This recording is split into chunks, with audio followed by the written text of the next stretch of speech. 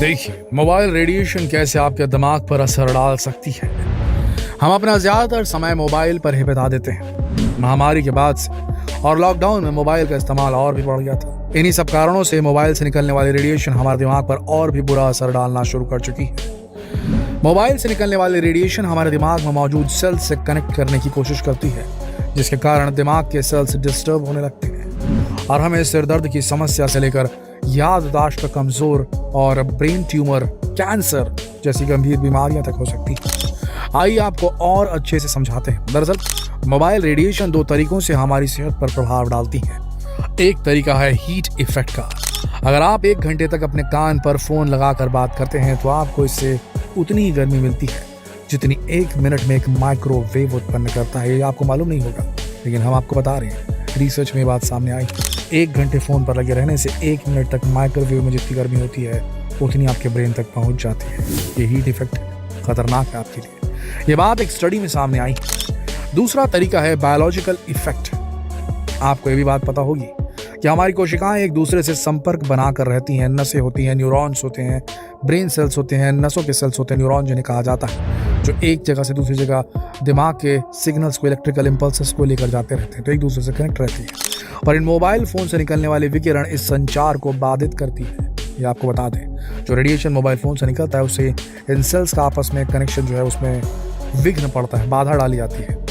तो क्या है ये मोबाइल रेडिएशन? चलिए इसे समझ लेते हैं अच्छे डिटेल में। मोबाइल फोन के यूज से हमारे शरीर में जो रेडिएशन जाती है उन्हीं रेडिएशन की मात्रा को स्पेसिफिक एब्जॉर्प्शन रेट SAR कहा जाता है।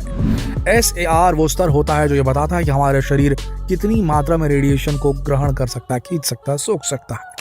हर देश में वहां की सरकार ये स्पेसिफिक एब्जॉर्प्शन रेट SAR तय करती है। उससे अधिक मानक नहीं होने चाहिए। अगर एक लिमिट से ज्यादा ASR वायुमंडल में रिलीज हो रही है, जोरों से ज्यादा टावर लग गए हैं, रिहायशी इलाकों में लग गए हैं, ज्यादा SAR बढ़ गया है, तो ऐसे केस में इंसान को बहुत ज्यादा खतरा होता है। भारत में भी ऐसा ही है। भारत में ये स्पेसिफिक एब्जॉर्प्शन यानी कि SAR रेट का स्तर 1.6 वाट प्रति किलोग्राम से ज्यादा नहीं होना चाहिए। ये मानक तय किए गए हैं। लेकिन इस देश में क्या हर चीज रूल रेगुलेशन से चलती है क्या? आप खुद सोचिए। ये जो कंपनियां हैं टेलीफोन वाली, अपने नेटवर्क को ठीक करने के लिए, अपने कवरेज को ठीक करने के लिए इन जो रेट्स जो दिए गए हैं, जो स्तर डिसाइड किए गए हैं सरकार के द्वारा, क्या इन्हें हर बार मांगती होगी? आप खुद सोच कर देखिए, आप खुद जज कीजिए, क्या ऐसा वाकई में होता होगा? क्योंकि वैज्ञानिकों ने पहले ही कह दिया कि SAR लेवल अगर इससे ज्यादा हो गया तो ये आपके शरीर के लिए नुकसानदायक होता है। आगे बढ़ते हैं, अब समझते हैं कि रेडिएशन होता क्या है। रेडिएशन, जिसे हिंदी में विकिरण कहते हैं, रेडिएशन हमारे वातावरण में फैली एक ऐसी ऊर्जा है जो तरंगों के रूप में चलती है। रेडिएशन को हम रेडियो तरंगे, रेडियो वेव्स भी कह सकते हैं। आपको बताते चलें कि ये तरंगे प्राकृतिक भी होती हैं। जैसे सूर्य की रोशनी से निकलने वाली तरंगे, ये तरंगे प्राकृतिक हैं और ये तरंगे भी इंसानों को नुकसान पहुंचा सकती हैं। पर क्योंकि हमारे वायुमंडल में ओजोन परत है तो वो इन हानिकारक तरंगों को धरती पर नहीं पहुंचने देती। पर अब तो ओजोन परत में भी छेद हो गया है दोस्तों। चलिए इसी बात पर हम आपसे एक सवाल पूछ लेते हैं। बताइए कि ओजोन परत में विशाल छिद्र कहां पर देखा गया? इस सवाल का जवाब आप हमें कमेंट करके जरूर बताइएगा। यार अब टॉपिक पे वापस आते हैं और आगे बढ़ते हैं। इंसानों ने इन तरंगों का प्रयोग अपने हित के लिए करना शुरू कर दिया, जैसे टीवी का रिमोट, मोबाइल फोन और एक्सरे। और आप जिस माइक्रोवेव में अपना खाना बनाते हैं उससे भी इन रेडियो तरंगों से ही खाना पकता है।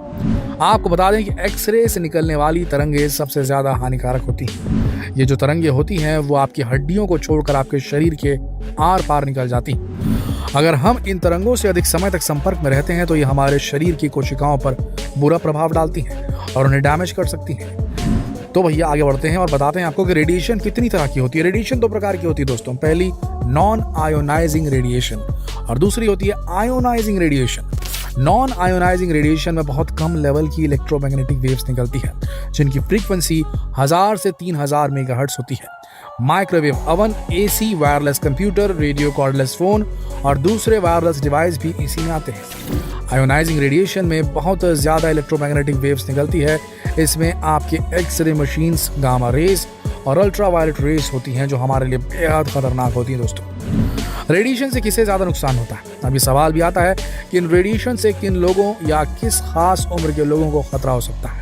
तो इसके लिए हम आपको बताते चलते हैं कि ये सभी लोगों के लिए खतरनाक है, पर बच्चे, महिलाएं, बुजुर्गों और मरीजों को इससे ज़्यादा नुकसान हो सकता है। तो कोशिश कीजिए कि उनके पास कम से कम ऐसी चीज़ें रखिए जिनमें से ये रेडिएशन सबसे ज़्यादा निकलती हो, और बच्चों को तो कम से कम ही फ़ोन देना चाहिए, क्योंकि इसकी वजह से न सिर्फ उन्हें ये रेडिएशन नुकसान पहुंचा सकती है, बल्कि उनकी आंखों की रोशनी भी कम होती जाती है।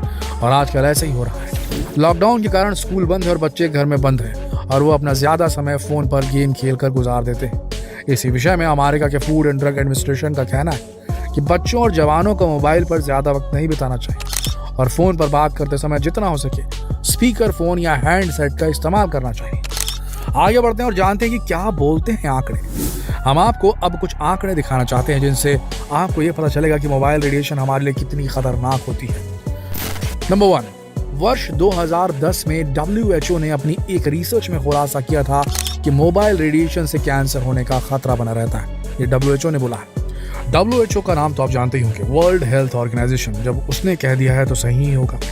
नंबर 2, हंगरी में कुछ वैज्ञानिकों ने रिसर्च की, और उस रिसर्च में उन्होंने पाया कि जिस व्यक्ति ने ज्यादा समय तक सेल फोन का इस्तेमाल किया उसके स्पर्म की संख्या कम हो गई थी। ये भी एक सच है। नंबर 3, भारत के केरल में भी एक ऐसी ही रिसर्च की गई जिसमें उन्होंने मधुमक्खियों का उपयोग किया और पाया कि मोबाइल टावरों से होने वाली रेडिएशन से मधुमक्खियों की पॉपुलेशन 60% तक गिर गई है। आप समझ सकते हैं। ऐसे में ये कहना गलत नहीं होगा दोस्तों कि रेडिएशन सिर्फ इंसानों के लिए नहीं बल्कि जानवरों के लिए भी खतरनाक है। इन मोबाइल रेडिएशन से आखिर बचा कैसे जाए, अब ये सवाल उठता है। तो वैसे तो हम ज्यादातर अपने फोन से ही चिपके रहते हैं, और जब से महामारी की बीमारी आई है तब से तो लोग अपने घर में बंद होकर रह गए हैं। ज्यादातर कंपनीज अपने स्टाफ को वर्क फ्रॉम होम से काम करने को बोल रही हैं ताकि वो कम से कम घरों से बाहर निकले, पर इसके कारण लोगों का रुझान अपने फोन की तरफ ज्यादा बढ़ गया है। वो लंबे लंबे समय तक अपने फोन से चिपके रहते हैं। इसीलिए हमें ये जानना जरूरी है कि हमें कितने घंटों तक अपने फोन का यूज करना चाहिए, कितना फोन यूज करना, कितने आवर्स फोन का इस्तेमाल करना हेल्दी है। चलिए अब हम आपको बताते हैं कि बीमारियों से कैसे बचा जा सकता है जो रेडिएशन से होती है मोबाइल के फोन में बात करने से। इसका सीधा जवाब यह है कि जब कोई जरूरी काम हो तभी उसका इस्तेमाल करें मोबाइल का, वरना अपने फोन से दूरी बनाकर रखें। और एक ऐसा फोन लें जिसकी SAR वैल्यू कम से कम हो। SAR वैल्यू क्या होती है हम आपको पहले ही बता चुके हैं। स्पेसिफिक अब्जॉर्प्शन रेट कहा जाता है इसे। अगर आपके घर में लैंडलाइन फोन है तो जितना हो उसी का इस्तेमाल करें और कॉर्डलेस फोन के इस्तेमाल से बचें। रॉकलैंड हॉस्पिटल में ENT specialist doctor Dhirendra Singh के मुताबिक इलेक्ट्रोमैग्नेटिक रेडिएशन से बचने के लिए स्पीकर फोन या हैंड्स फ्री फोन का इस्तेमाल करें। ऐसे हैंडसेट्स को यूज करें जिनमें ईयर पीस और कानों के बीच प्लास्टिक की एयर ट्यूब हो। अब हम आप लोगों के मन में जो सवाल आ रहे हैं उनमें से कुछ सवालों के जवाब देने की कोशिश करेंगे। तकिए के नीचे फोन रखकर सोना सही है या गलत? सबसे बड़ी बात, मोबाइल हर मिनट टावर को सिग्नल भेजता है और इसका संपर्क आपस में बना ही रहता है, टावर और मोबाइल का। ऐसे में अगर आप इसे अपने आसपास या अपने तकिए के नीचे रखकर सोते हैं तो ये करना बंद कर दीजिए दोस्तों, सही नहीं। मोबाइल को जेब में रखना क्या दिल के लिए नुकसानदेह है? वैसे तो इसको लेकर कोई ठोस प्रमाण नहीं है, पर फिर भी मोबाइल के बहुत ज्यादा यूज से और मोबाइल टावर के पास रहने की वजह से दिल की धड़कन की अनियमित यानी कि एरिदमिया होने की आशंका जरूर होती है। तो अच्छा होगा कि हम सावधानी बरतें और मोबाइल को जेब में रखना कम करें। क्या ब्लूटूथ का इस्तेमाल करना सही है? ब्लूटूथ भी एक इलेक्ट्रॉनिक डिवाइस, और अगर आप ब्लूटूथ का इस्तेमाल करते हैं तो हम आपको बताते चलें कि इससे हमारे शरीर में रेडिएशन थोड़ी ज्यादा ऑब्जर्व होती है। अगर आप ब्लूटूथ ऑन करके रखेंगे तो 10 मिलीवाट पावर एडिशनल निकलेगी रेडिएशन की। मोबाइल से निकलने वाली पावर के साथ साथ शरीर इसे भी ऑब्जर्व करेगा। तो अब से आप अपने ब्लूटूथ को इस्तेमाल करते समय अपने मोबाइल को अपने शरीर से दूर रखें। तो दोस्तों देखा आपने कैसे मोबाइल की रेडिएशन हमारे दिमाग के साथ साथ कैसे हमारे दूसरे अंगों पर भी असर डाल रही है। तो जितना कम हो सके उतना कम मोबाइल का यूज करें। और आज के लिए बस इतना ही। बाकी आपको कैसा लगा ये वीडियो, क्या ये वीडियो आपको इन्फॉर्मेटिव लगा कि नहीं लगा, कमेंट सेक्शन में जरूर लिखें। और भैया ये बहुत ही जरूरी संदेश है मोबाइल रेडिएशन को लेकर के जो तकिए के नीचे लगा के सोते हैं, लगातार फोन पे लगे रहते हैं, उन लोगों को ये बातें बताइए। इस वीडियो को शेयर कीजिए फेसबुक पर, व्हाट्सएप पर, यूट्यूब पर। मोबाइल रेडिएशन कितना भी कोई मना करे, ये उपभोक्तावाद का युग चल रहा है। तो लोग कहेंगे कि मोबाइल से कुछ नहीं होता, रेडिएशन नाम की कोई चीज़ नहीं होती, लेकिन होती है। बड़ी बड़ी संस्थाओं ने कह दिया है। अब आप समझदार हैं, आप खुद ही समझिए कि आपको क्या एक्शन लेना है। शेयर कीजिए इस वीडियो को फेसबुक पर, व्हाट्सएप पर, यूट्यूब पर। कल फिर मिलते हैं एक और इन्फॉर्मेटिव वीडियो में। तब तक के लिए आप सबका इस वीडियो के अंत तक बने रहने के लिए दिल से धन्यवाद।